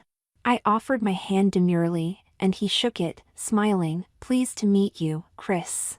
I was wearing my denim mini, sleeveless crop top and heels, large silver hoops in my ears.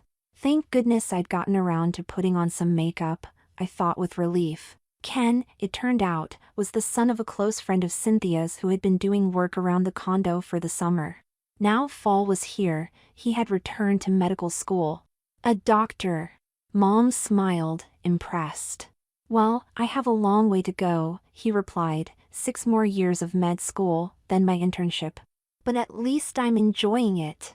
Mom and Cynthia disappeared into the kitchen to talk, leaving Ken and me alone in the living room.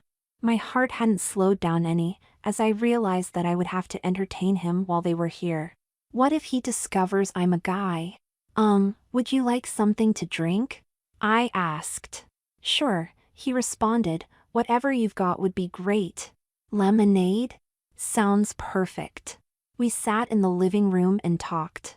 I had to concentrate on keeping my voice soft and in a feminine register, but other than that I started to relax, as Ken seemed to notice nothing unusual.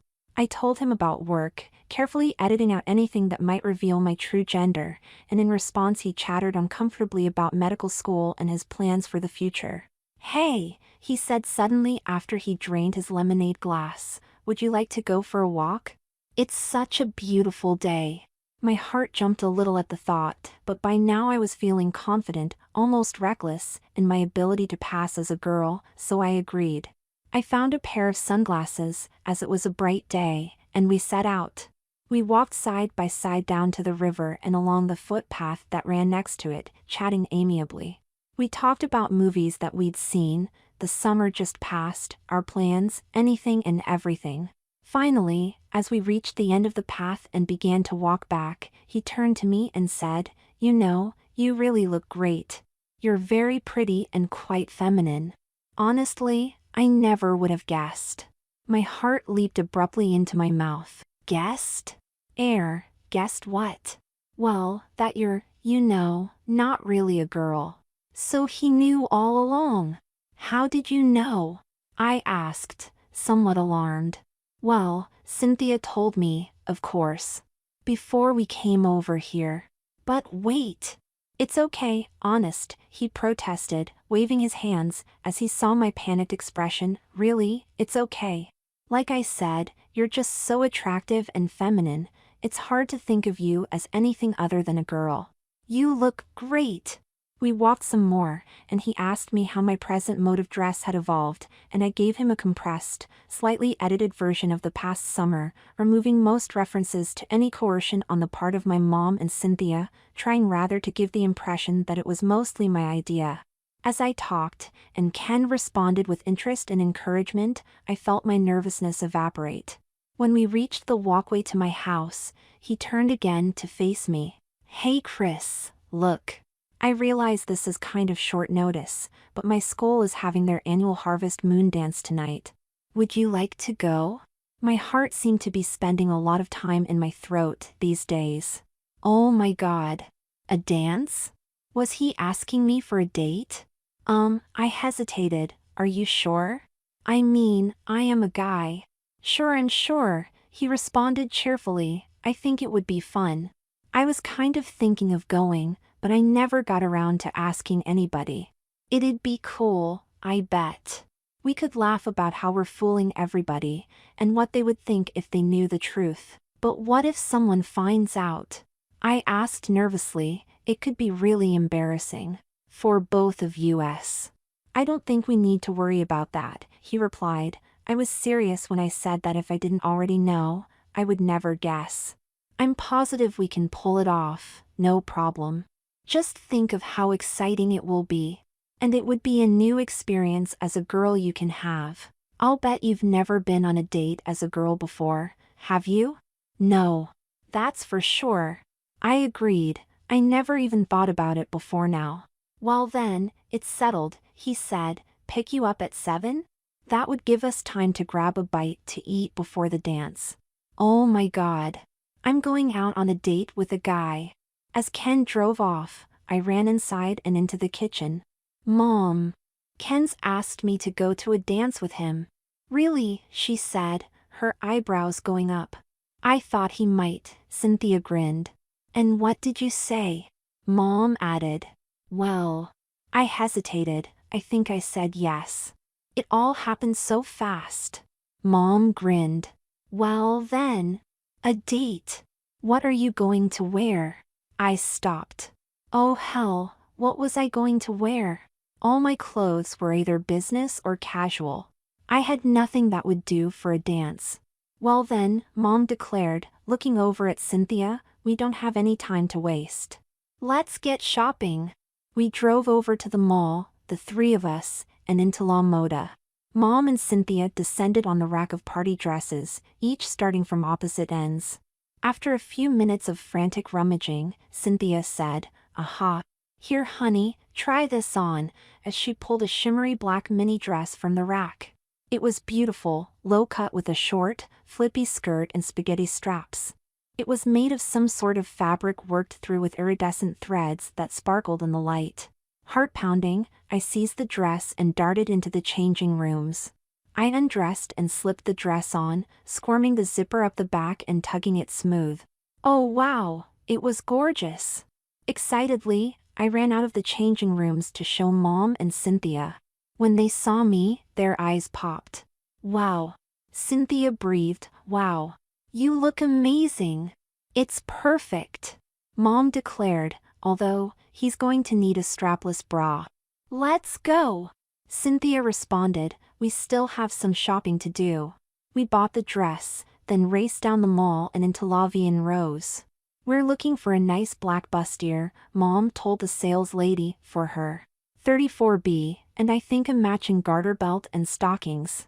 Were my ears playing tricks on me, or did Mom just refer to me as her? Together, they selected a pretty lace bustier with molded, slightly padded cups, and a lacy black garter belt.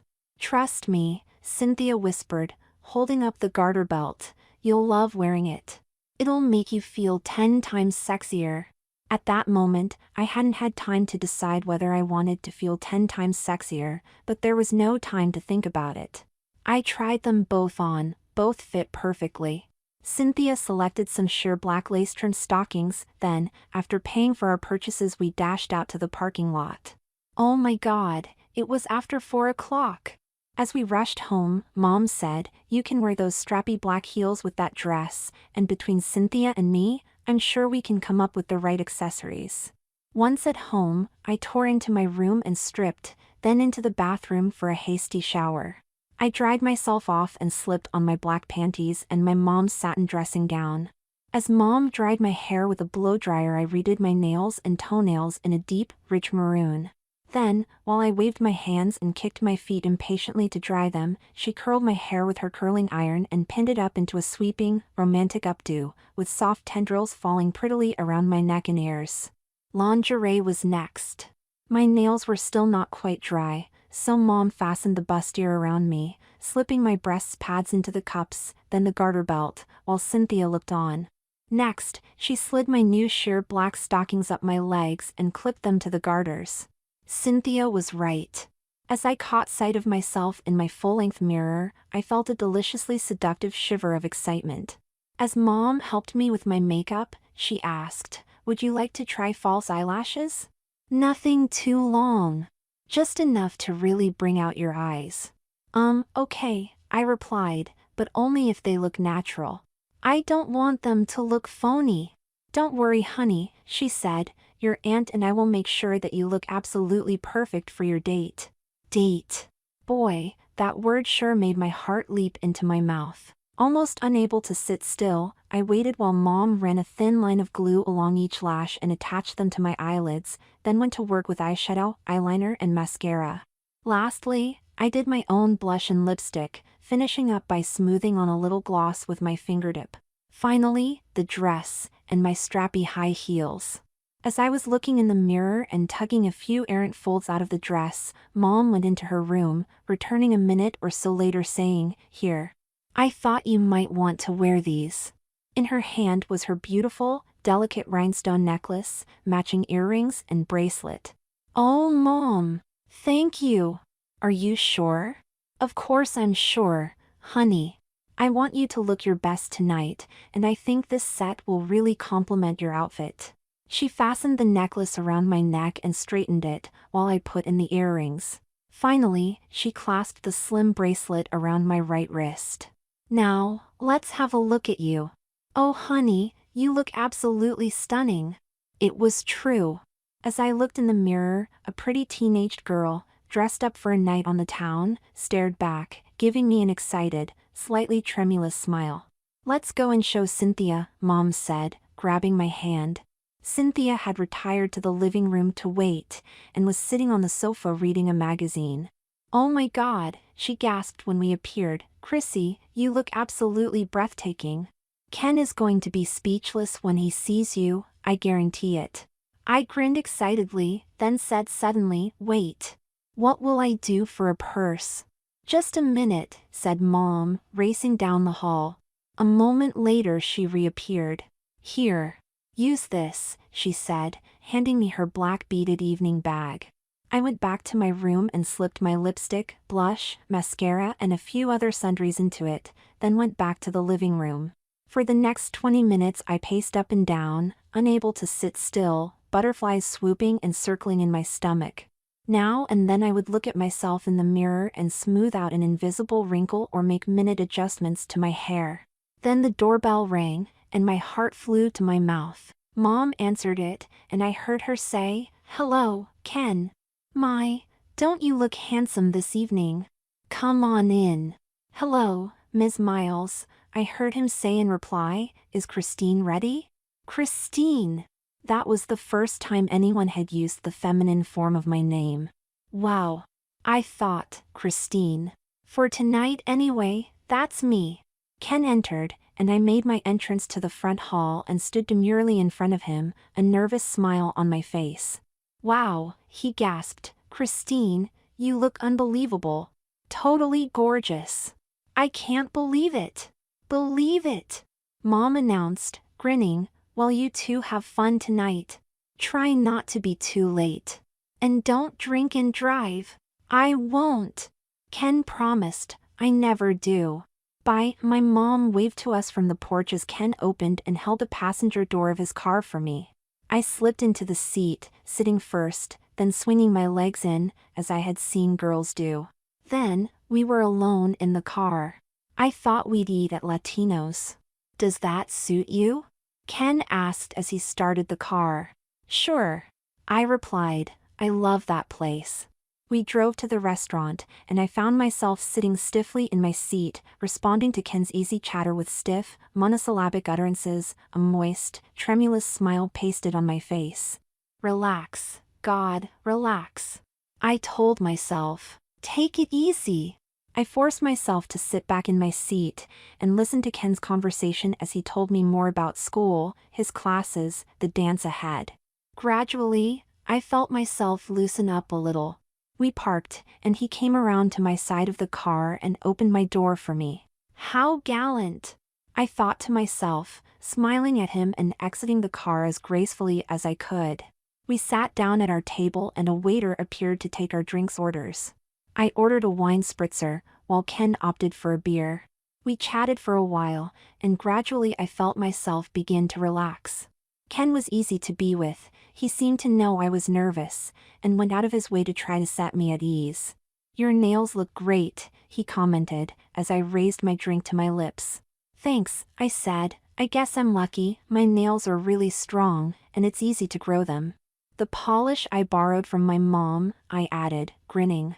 We ordered fajitas for two, but I knew I was still too nervous to eat much, despite Ken's efforts to put me at ease. "Relax," I kept telling myself, over and over. But my mind still flitted forward to the dance, and the numberless possibilities that lay ahead. "Hey, did you see how the waiter looked at you?" Ken asked. "No," I said, somewhat alarmed. "Do you think he suspected something?" "Heck no, just the opposite," Ken replied. "He was definitely checking you out. I think he was even trying to look down your dress, the lech." "Are you sure?" I asked apprehensively. "Definitely," he stated. "The guy was definitely hot for you. Believe me, Christine, you don't have a thing to worry about." Again I felt a little rush of butterflies at the use of my feminine name. "Well, I'm still a little nervous, Ken. This is really the first time I've done anything like this. It's a little nerve-wracking." "Well, trust me, you look great, and you're acting just like a lady. I don't think there'll be the slightest problem tonight. If anything, you'll probably have to beat the guys off with a stick." The waiter appeared with our dinner orders. As we ate, I began to relax a little. We chatted easily, asking questions and telling each other a little about ourselves. It was very much the kind of conversation I'd had on first dates before. Except then, I was the guy. We finished with coffee, and I retired to the ladies' room, something I'd never done before, to freshen up and make repairs to my makeup. Fortunately, I was alone in the washroom. We sat and finished our coffee, then Ken came around to my side of the table and helped me out of my chair, something I thought very gallant and old-fashioned. I was flattered. We drove the short distance to the campus, and I felt some of my nervousness reassert itself, but Ken's reassurance had done a lot to boost my confidence. I felt ready to face the dance. As we joined the steady stream of couples converging on the building entrance, the sound of music grew louder. Once inside, we realized the hall was already pretty full. The dance floor was quite crowded, as was the vicinity of the bar. "Would you like to dance?" Ken asked. "Sure," I replied. We made our way to the dance floor. The first few songs were fast numbers, and I began to get into it, gyrating and twirling as I had seen the other girls doing. A friend of Ken's swung by at one point, and over the roar of the music I heard him say, "Hey Ken, aren't you going to introduce me?" Shouting to make himself heard, Ken gestured toward me. "This is Christine." "Christine, Jeff." Jeff came close to me and said into my ear, "I hope you'll save a dance for me." The prospect unnerved me somewhat, but nevertheless I nodded, smiling. Ken wouldn't mind, would he? We danced some more. A little while later, a tall, handsome boy came over to us and tapped Ken on the shoulder. "Mind if I cut in?" he asked, grinning.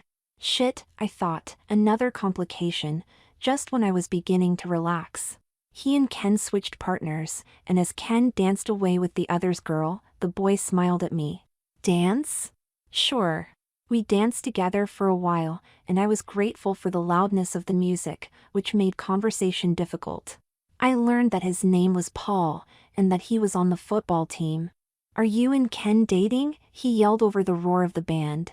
"Not exactly," I yelled back, hoping that my voice still sounded acceptably feminine. "Would you like to go out sometime?" he shouted. "Well," I yelled back, thinking quickly, I am kind of with Ken. I think it would be sort of rude of me to make another date while I'm on a date with him. "Would you give me your number?" Oh my god. Well, I improvised. I'm only in town for a couple of days, and I'm pretty booked up. But thank you. Just give me your number, he begged. Please. Just let me call you, okay?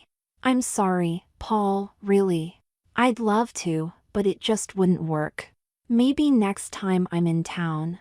Well, okay, he seemed saddened, I understand. But Ken's a lucky guy. When the dance was over, Ken returned and led me away to the bar. Something to drink? He asked. Please. I was grateful. Phew. That was a little too close for comfort. He wanted to go out with me. I'm not surprised, he grinned. He passed me a glass of white wine and took a sip of his beer. The band was on a break, and conversation was possible, although the noise level was still considerable. Would you like to go outside for a minute? I'd like to get some air. Sure. That would be wonderful. We strolled out through the French doors that led onto a wide balcony and gazed down at the lights of the campus. The view was lovely, the wine was going to my head, and I discovered with a start that I felt romantically stirred in some way. I realized that I was enjoying myself, and I liked being with Ken. I found myself wishing that he would take my hand, or perhaps even put his arm around my shoulders. How are you doing? He asked. Are you starting to relax? You're doing great, you know. The fact that Paul wanted to ask you out is proof enough of that. He grinned. Yeah, I am, I replied. I'm starting to feel like I can pull this off. Cool, he smiled. You know, you're easily as pretty as any of the girls here. I'm not surprised that one of the most popular guys in the school wanted to dance with you. Thanks, I replied, feeling a little flustered. We continued to chat as we finished our drinks, then wandered back inside just as the music was getting underway again. But before Ken had a chance to ask me to dance, Jeff materialized at my elbow. Do you think I could have that dance now? He asked. I looked inquiringly at Ken, who said, if Christine wants to, that's okay with me. Feeling a little reckless, I said, sure, and smiled at him. The first tune was a rocking number, and I gyrated and swung my hips, my hands above my head, feeling the rhythm, having fun. But the next number was a slow one, and Jeff opened his arms invitingly, a questioning smile on his face. I hesitated, then nodded and smiled, and moved into his embrace. He put his arms around me, and we began to move to the music. I rested my head on his shoulder, and as I did so I felt his arms move lower, his hands on the small of my back. Then, as I was wondering how I ought to react, he moved them still lower, onto my butt. Holy shit. What should I do? He pressed my hips gently into his, and to my stunned amazement I felt his erection pressing into my belly. My God, he's got a hard-on for me. I felt myself blush furiously, and buried my face in his shoulder to hide it. We danced on, swaying to the beat, but all I was aware of was his hardness, pressing into me, his hands firmly on my ass. I honestly didn't know whether to be flattered or insulted. When the song ended, I pulled away, a little too abruptly, and thanked him politely, then hurried off to find Ken. He was over by the bar, sipping on another beer. Come on, I said, grabbing his hand, dance with me. I need some sanity in my life right now. Things are going too fast. Okay, he said, hurriedly putting his beer down on a nearby table as I pulled him along. We danced a few fast numbers, then yet another slow song began, and we moved into the standard embrace. I placed my hands on his shoulders, and pressed up against him, wanting to feel his movements so that I could follow him better. But unlike Jeff, who'd seized the opportunity to make a dry run at me, Ken did just the opposite. It seemed like he was pulling his pelvis away from me, not wanting to make contact. This made our movements rather awkward, and I felt off balance, like I was about to stumble backward. Come on, I said, moving my hands to his hips, move closer to me, so I can feel what you're doing. This feels really uncomfortable right now. To my surprise, I caught sight of his face in the dim light and I could swear he blushed. I soon found out why. He had a hard-on too. Only he was too much a gentleman to show it. Of course, unlike Jeff, he also knew that I was really a guy. Wow, I thought. Am I really that attractive, that I can turn these guys on? The thought was curiously exciting, A vindication of my femininity, I thought, and a shiver of pleasure went through me. We danced, and I pressed myself up against him more firmly, and felt his erection, like a roll of quarters, pressing into my hip. I began to be aware of telltale stirrings within my panties. My God, am I getting turned on too? Could it be that I'm actually attracted to Ken? I danced in a kind of haze, as conflicting thoughts and unfamiliar emotions collided and whirled in my mind. The evening sped by. I danced with some more of Ken's friends, and met several of their dates. As we chatted, I felt the last of my nervousness disappear, as I realized that none of them displayed the slightest hint of suspicion about me. At one point, several of the girls headed off to the bathroom, and bade me come with them. As we freshened our makeup in front of the mirror, we chattered unexcitedly to each other about our dates, and I felt totally accepted. Ken is definitely a cutie, the one called Bethany enthused. He's quite a catch, girl. You're lucky. I was kind of hoping he'd ask me to this shindig, but it looks like he had a date all along. He just wanted to keep you under wraps until the big night. Yeah, I responded, he is really sweet. But we're not really dating. He just asked me to this dance kind of at the last minute. Well, honey, if you want my advice, I'd hang on to him. He's the best. Hey, she went on, do you two want to come up to our cottage tomorrow? We're having a kind of end-of-season party up there. It should be fun. Lots of Ken's friends will be there, and all us girls are going. It should be really fun. Well, I'd love to, but I'm only in town for a couple of days, I said. Oh, come on, she urged, it'll be great. There's lots of cool people going, and you'll have a great time, I promise. Well, I was starting to feel well out of my depth. I'll ask Ken and see what he says, okay? Great, she responded, let me know, okay? She put her hand on my arm, I really hope you can make it, Chrissy. Back out on the dance floor, I related to Ken what had transpired in the washroom. Wow, he replied when I'd finished, how about that? You know, those girls have pretty sharp eyes. If they'd suspected anything, you would have known right away. You're amazing, Chris. As we danced, I felt a warm glow of pride. The evening whipped by in a blissful haze of more dancing, more talk, more strolls on the balcony, more wine. Ken had switched to mineral water by this time, as he had to drive, but as the hour grew late I realized I was beginning to feel distinctly tipsy. I was having the time of my life, but then, all too soon, the group broke into the last song of the evening, The Achingly Romantic Avalon, by Roxy Music. Now the party's over, I'm so tired / then I see you coming / out of nowhere / much communication and emotion / without conversation or in notion / Avalon. Ken took me in his arms, and I wrapped mine around his neck and pressed myself against him. Once again, I felt his hardness growing against my belly, and again I felt a surge of excitement. As the closing chord of the song faded away, couples began to trickle slowly away to the exits, and we joined them. Ken took my hand, and together we strolled along the tree-lined walk that separated the parking lot from the riverbank. As we neared our car, Ken instead steered us toward the river. We stood, hand in hand, leaning against the railing and watched the moonlight shimmering on the water. Then he turned to me, put his hands on my waist and gazed into my eyes. I had a really good time with you tonight, he said softly, I don't want it to end. I had a great time too, Ken. I'm so glad you asked me. I replied. He smiled, and I smiled in return.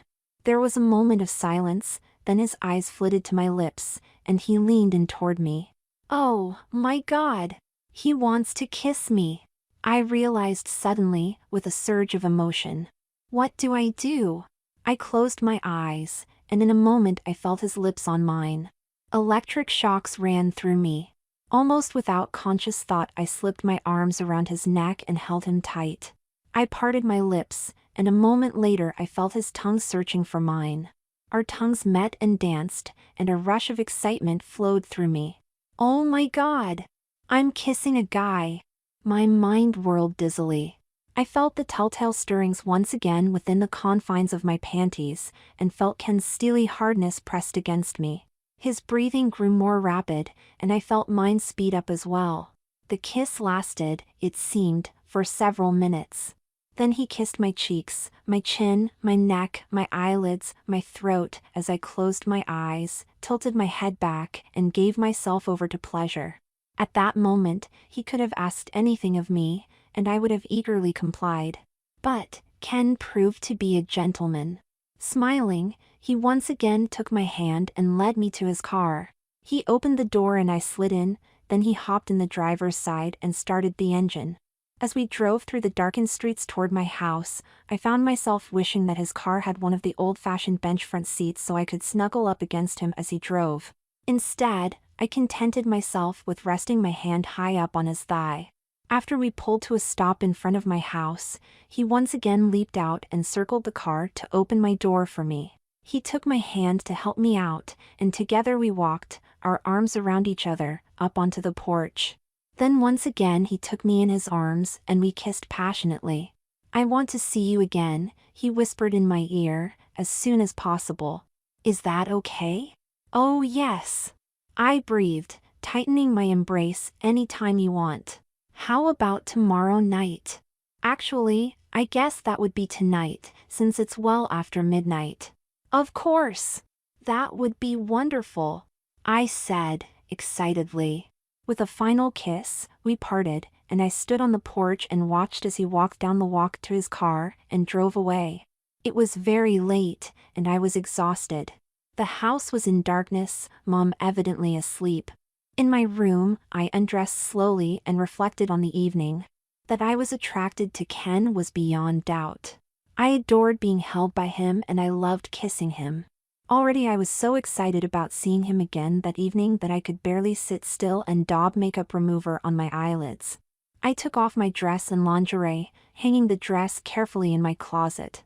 Then I slipped into my prettiest nightie, a pale blue lace and satin concoction, and slid under the sheets. I thought about the steely hardness of his cock pressed up against me and felt a shiver of excitement. Maybe tonight I would see what it's like to hold it in my hand, I thought, and the idea was delicious. Maybe I would stroke it, and watch his face as it contorted in ecstasy. Perhaps I would even take it in my mouth and suck on it, as I had seen girls do in the occasional porn I had downloaded from the internet back when I was a boy. Or maybe, just maybe, I might even let him fuck me. Or maybe not. Maybe I'll make him wait, I thought dreamily, as sleep slowly overcame me. Something to look forward to. But whatever happens, it's going to be new, unexpected, and exciting, whatever happens in my new life, my life as a girl.